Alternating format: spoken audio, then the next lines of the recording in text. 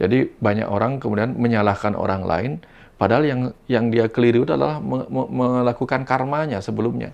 Entah minggu lalu, bulan lalu, tahun lalu. Bahkan karmanya di masa kecil bisa berefek di masa dewasa. Nah, kadang-kadang sederhananya adalah apa? Banyak hidup kita ini menyimpan trauma-trauma masa kecil, trauma kelahiran di masa lalu, trauma ketika kita dalam kandungan. Ini yang harus kita rilis. Karena kalau kita nggak rilis, susah kita membangun rumah yang lebih bagus di masa depan.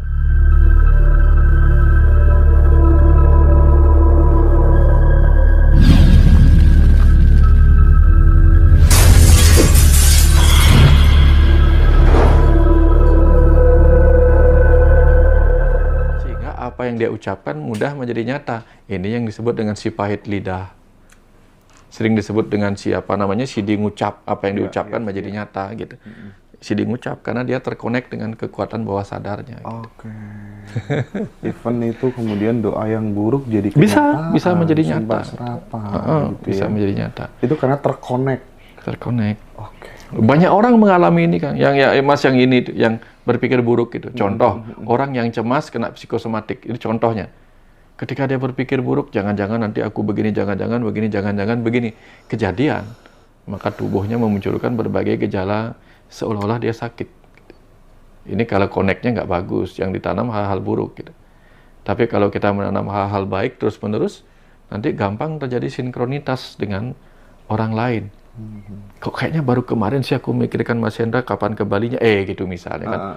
Kok kayaknya aku berpikir aku butuh ini, kok tiba-tiba ada yang bawain ini gitu. Nah itu contoh bagaimana keinginan kita sinkron dengan keinginan orang lain memberi kita sesuatu gitu.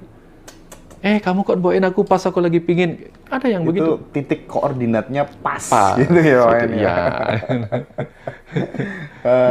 Aku tuh salah satu sesuatu yang sangat berkesan ketika ketemu Pak Wayan tuh salah satunya banyak hal yang aku alami sendiri tentang kekuatan pikiran seorang itu terkonfirmasi dengan jawaban-jawaban Pak Wayan gitu ya. Nah, ada satu tulisan menarik Pak Wayan, tapi agak panjang, tapi ini sangat esensial, sangat substansial sehingga perlu untuk kemudian dikaji gitu, dielaborasi dalam perspektifnya Pak Wayan gitu ya. Tulisan ini gini, intinya gini. Jadi kita tahu salah satu orang terkaya di dunia namanya Bill Gates itu anaknya nggak boleh nikah, nggak bisa menikah dengan orang yang miskin gitu ya. Nah, seperti ini. Beberapa tahun yang lalu saya menghadiri konferensi di Amerika Serikat tentang investasi dan keuangan. Salah satu pembicaranya itu Bill Gates gitu ya. Dan dalam fase tanya jawab, saya mengajukan pertanyaan yang membuat semua orang tertawa. Pertanyaan saya, apakah ia sebagai orang terkaya di dunia, Bill Gates maksudnya, dapat menerima putrinya menikah dengan pria miskin atau sederhana gitu. Nah, jawabannya ini mengubah sesuatu dalam diri banyak orang, Mbak Wayan. Bill Gates berkata gini, pertama-tama, pahami bahwa kekayaan tidak berarti memiliki rekening bank yang gemuk. Kekayaan pada dasarnya adalah kemampuan untuk menciptakan kekayaan. Contoh, seseorang yang memenangkan lotre atau judi, bahkan dia menang 100 juta dolar bukanlah orang yang kaya. Dia adalah orang miskin dengan banyak uang. Itulah alasan mengapa 90% jutawan lotre menjadi miskin lagi setelah 5 tahun.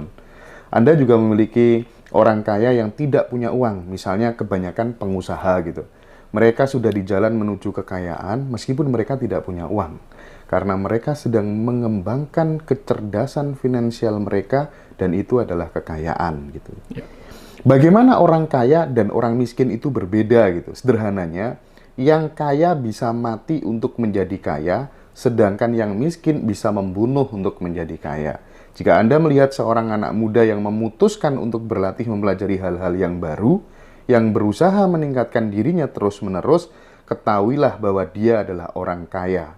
Jika Anda melihat seorang anak muda yang berpikir bahwa masalahnya adalah negara, dan yang berpikir bahwa semua orang kaya adalah pencuri, dan yang terus-menerus mengkritik, ketahuilah bahwa dia adalah orang miskin. Ini perspektif menarik, Pak Yan.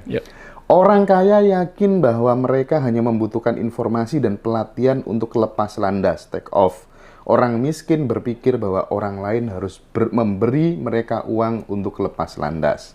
Kesimpulannya, Ketika saya mengatakan bahwa putri saya tidak akan menikah dengan pria miskin, saya tidak berbicara tentang uang. Saya berbicara tentang kemampuan untuk menciptakan kekayaan dalam diri pria itu. Maaf untuk mengatakan ini, tetapi kebanyakan penjahat adalah orang miskin. Ketika mereka di depan uang, mereka kehilangan akal. Itu sebabnya mereka merampok, mencuri, dan lain-lain. Bagi mereka, itu adalah anugerah karena mereka tidak tahu bagaimana mereka bisa mendapatkan uang sendiri. Suatu hari, ini dikasih contoh, Pak Yan. Penjaga bank menemukan tas penuh uang. Dia mengambil tas itu dan pergi untuk memberinya kepada manajer bank. Orang-orang menyebut pria ini idiot. Tetapi pada kenyataannya, pria ini hanyalah orang kaya yang tidak punya uang. 1 tahun kemudian, bank menawarinya pekerjaan sebagai resepsionis. 3 tahun kemudian, dia menjadi manajer pelanggan dan 10 tahun kemudian, dia mengelola manajemen regional bank ini. Dia mengelola ratusan karyawan dan bonus tahunannya melebihi jumlah yang bisa dia miliki bila dulu ia mencuri. Kesimpulannya, kekayaan bermula dari kondisi pikiran. Bagaimana respon Pak Wayan Musti? Ya, persis. Jadi ada 2 mental kaya, mental miskin. Kita tahu, Mas Hendra, semua makhluk hidup diciptakan untuk mempertahankan hidupnya dengan menggunakan bekalnya berupa reaksi ego tadi. Berupa reaksi ego, mau hewan, mau apapun, reaksi egonya adalah fight or flight. Orang miskin, dia flight. Ya, flight dari apa? Flight dari kenyataannya, kemudian mengatakan orang lain yang salah. Aku jadi miskin karena orang kaya itu terus-menerus mencuri ke apa yang kumiliki. Itu dia flight, menghindari dirinya disalahkan. Bahkan ketika dia fight, yang tadi diceritakan tadi, fight dari kemiskinannya, dia merampok. Kalau tidak merampok, mencuri, membegal, bahkan membunuh orang demi mendapatkan hartanya. Kalau orang kaya, mentalnya menggunakan ego aja, berupa fight or flight itu gimana? Dia flight, melarikan diri dari kemiskinannya dengan fight, dengan melawan kemiskinannya dengan menggunakan seluruh potensi yang dia miliki. Ini tentang mental miskin dan mental kaya. Sehingga ada juga yang mengatakan orang yang bermental miskin, ya, begitu dapat gajian, aku makan dulu, sisanya baru ditabung. Ini mental miskin. Kalau orang kaya, dia apa? Aku tabung dulu, nanti baru sisanya aku makan. Betul. Nah, jadi kan banyak orang begitu. Oh, sekarang misalnya gaji 1 juta. Udah habiskan 1 juta, sisanya nanti baru aku tabung. Karena dulu nggak pernah makan mewah, sekarang makan mewah dulu. Tapi begitu nanti turun gajinya lagi, nggak cukup dengan perubahan perekonomian, inflasi itu, yang terjadi apa? Stres lagi dia. Jadi dia bukan apa ya, pola hidupnya itu mengikuti gajinya. Dia tidak bertahan di situ. Nah, ini contoh. Tapi kalau orang kaya, begitu naik penghasilannya, yang dia lakukan, penghasilannya sebagian ditabung, sebagian diinvestasikan. Itu bedanya dia. Dia menginvestasikan berdasarkan logikanya, rasionya. Kalau orang miskin menginvestasikan berdasarkan, siapa tahu Tuhan memberikan saya rezeki dengan pasang togel, dapatnya segini gitu. Makanya banyak orang kemudian menjadi terjerat oleh ya mau pinjaman online, mau judi online, karena dia selalu berpikir keberuntungan adalah kehendak Tuhan. Kalau Tuhan berkehendak, saya beruntung, tanpa usaha pun saya pasti dapat. Nah, mikirnya begitu. Dia nggak tahu bahwa keberuntungan itu adalah sebagian besar akibat karma. Karma pernah berbuat menanam hal-hal baik, tiba-tiba bisa beruntung. Seperti cerita tadi. Dia menemukan uang, gitu. Kejujurannya adalah kekayaan. Jadi sebenarnya agama sudah mengajarkan, agama apapun itu sudah mengajarkan cara menumpuk kekayaan. Kekayaan apa? Kekayaan mental, kekayaan rohani, kekayaan kesadaran, yang nanti kalau sudah itu bagus hasilnya, maka dia dengan mudah terkonek dengan kemampuan bawah sadarnya yang disebut sebagai kawisesan atau kesaktian. Ini ceritanya. Tapi banyak orang kan, ngapain juga beragama, Tuhan doa sudah capek berdoa nggak dapat apa-apa gitu. Ada yang demikian, menyerah duluan gitu. Tapi memang kalau misalnya mental seseorang itu udah kaya sih ya, seperti yang seorang yang menemukan uang tadi di tas tadi, kan dia aku bisa kok menghasilkan kekayaan sendiri gitu. Kadang kita sering ditawari, ayo mas, bikin acara kayak gini, nanti tak support, uangnya dipakai gini, gini, gini. Itu kadang kita nggak begitu tertarik. Kalau orang mentalnya udah kaya, aku bisa nge-create kekayaan sendiri, kok bisa Persis. menciptakan peluang sendiri, kok gitu kan? Persis. Karena kalau orang kaya itu tipenya inovator. Tipenya inovator, dia leader. Dia nggak mau dikendalikan sama orang lain. Gitu. Karena kayanya di dalam, bukan kayak uang seperti Cita tadi. Yes. Ya, karena di dalam, aku kaya dengan imajinasi, kaya dengan inovasi, ngapain juga ngikutin orang lain gitu. Tapi ibarat hujan gitu kan ada mendung terlebih dahulu Pak Mayan gitu. Nah, ada nggak kira-kira semacam apa ya, tanda-tanda bahwa kemudian kekayaan dan keberlimpahan itu akan menghampiri hidup seseorang gitu? Bisa nggak kemudian itu bisa diteliti gitu? Mas Hendra, kalau Mas Hendra bilang tadi, pasti ada mendung dulu baru ada hujan kan. Tapi jangan lupa Mas Hendra, sebelum mendung tercipta, ada cahaya matahari yang memanasin air laut, air danau naik. Jadi ada cahaya pencerahan, cahaya kesadaran. Ada mental yang hangat, mental yang konsisten. Matahari kan konsisten dia. Iya. Nah, ada mental-mental seperti itu yang kemudian menciptakan awan mendung yang kemudian menjadi sumber penghasilan, sumber hujan gitu. Jadi orang itu harus menjadi dewasa dalam berbagai hal. Dewasa dalam bagaimana menyikapi kehidupannya, menyikapi tantangannya, menyikapi keinginan menjadi kaya dan sebagainya gitu. Ya kalau orang hanya menjadi bumi, tanda petik bumi itu diam aja nunggu berkah dari langit, nggak bisa gitu. Jadi kalau mau jadi bumi, jadilah bumi yang apa? Yang mempersembahkan airnya ke langit.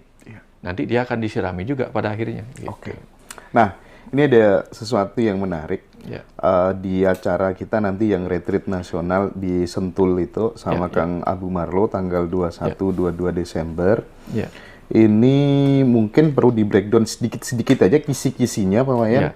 Jam 10 itu kan startnya kan jam 10 gitu ya. Kita registrasi gitu ya tanggal 21 jam 10. Terus kemudian ada welcome and conditioning. Terus kemudian kita ada makan siang. Terus materi mulainya jam 1:30 siang. Materi pertama itu adalah evaluasi karma dan refleksi. Terus kemudian materi kedua jam 4 itu perenungan dan pembersihan karma. Terus materi ketiganya jam 5 itu evaluasi karma. Kemudian materi selanjutnya resolusi karma. Terus jam 8:30 malam api unggun dan meditasi pelepasan gitu ya. Terus besoknya jam 9 pagi, jam 6:30 pagi ada senam pagi, grounding dan walking meditation, diskusi bebas, dan closing serta aliran pesan semesta. Kemudian foto bersama, sertifikat, dan check out. Kisi-kisinya aja Pak Wayan, sehingga teman-teman yang nanti ikut retreat itu bisa punya gambaran, acara retreat nanti akan seperti ini gitu. Monggo Pak Wayan. Sebagian besar dari diri kita ini, Mas Hendra, sebagaimana saya ceritakan tadi di awal, bahwa kita ini kebanyakan adalah roh-roh yang lahir di kehidupan ini untuk belajar tentang karma, menyelesaikan utang pelajaran karma, karena hidup ini sendiri adalah karma. Karma itu artinya apa? Tindakan. Kita hidup di sini menggunakan energi kehidupan, maka kita terlibat di dalam perbuatan kita, karma kita. Sebagian karma kita menjadi sisa-sisa karma, yang kadang membuat kita melekat, kalau itu karma buruk. Kadang menjadi itu karma baik, yang juga membuat kita melekat. Ujung-ujungnya yang terjadi adalah hidup kita dikendalikan oleh karma dari kehidupan masa lalu. Atau kita tidak tahu apa sih karma yang harus kita lakukan sekarang untuk mendapatkan kehidupan yang baik, bukan hanya di kehidupan berikutnya. Untuk tahun depan menjadi lebih baik, 3 tahun lagi lebih baik, atau nanti ketika kita sudah kakek nenek, kita menjadi orang yang lebih baik dari masa remaja kita. Seperti mental kaya tadi itu, inilah yang perlu kita renungkan. Ya, bagaimana kita menggunakan karma dari pikiran kita, bagaimana kita menggunakan karma dari ucapan kita, karma dari sikap kita. Karena sikap kita pun bisa menjadi sebuah pahala karma, hasil dari perbuatan dari sikap kita. Kan kalau sikap salah bisa berefeknya buruk. Jadi banyak orang kemudian menyalahkan orang lain, padahal yang dia keliru adalah melakukan karmanya sebelumnya. Entah minggu lalu, bulan lalu, tahun lalu. bahkan karmanya di masa kecil bisa berefek di masa dewasa. Nah, kadang-kadang sederhananya adalah apa?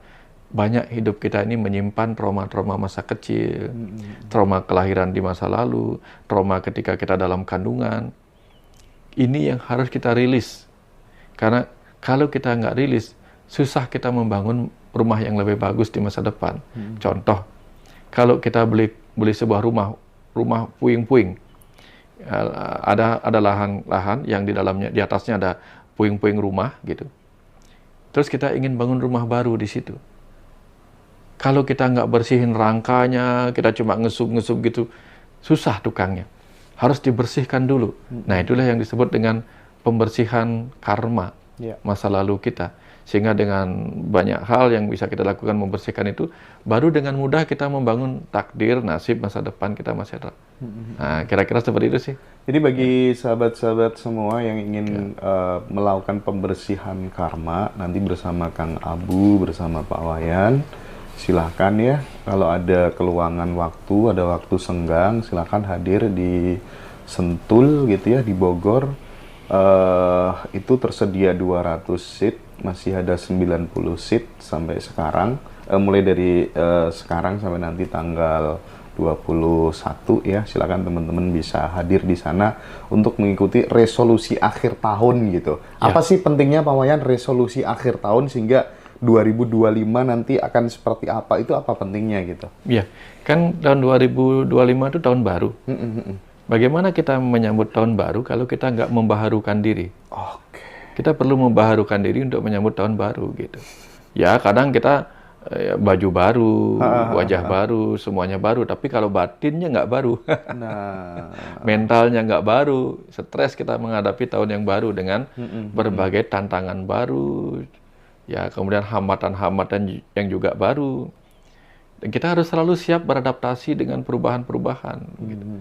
Ya, tapi kalau ada yang mau jual HP lama menjadi HP baru, yang secondnya kasih saya nanti. Ya. Terus itu kan bagian dari cara kita untuk kemudian memasuki jeda semesta gitu ya. Apa urgensi kita butuh memasuki fase kesendirian? Urgensinya apa? Ya. Karena kadang kalau kita tidak sempat melihat diri kita sendiri, Mas Hendra, sibuk menyalahkan orang lain, sibuk menilai orang lain, kita lupa bahwa wajah kita juga kadang penuh dengan kekotoran. Gitu. Ya, kadang-kadang kamu lo kotor, dirinya masih kotor.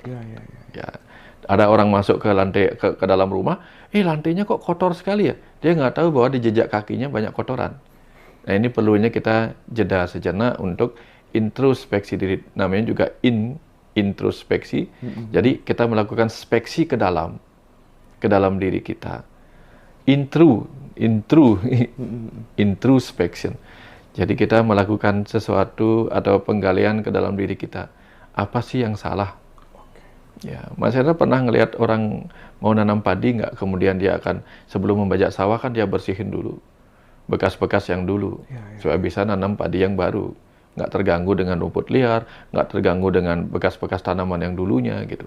Nah, kadang-kadang kan kita tanpa sadar tuh memasukkan benih-benih yang nggak kita inginkan tumbuh ke depan. Jadinya kadang-kadang di tahun baru nanti berharapnya dapat A, kok tumbuhnya B, karena sisa akar si B itu belum dikeluarin gitu. Gitu. Jadi teman-teman, kita nanti sama-sama mengosongkan gelas untuk menimba ilmu sebanyak-banyaknya dari kedua guru kita, Pak Wayan dan Kang Abu Marlo. Dan tempatnya sangat menarik ya untuk healing gitu ya, untuk belajar bertumbuh bersama. Nanti silakan teman-teman yang ada waktu luang bisa join di sana. Baik Pak Wayan, kita break dulu sejenak gitu ya. Ya, siap.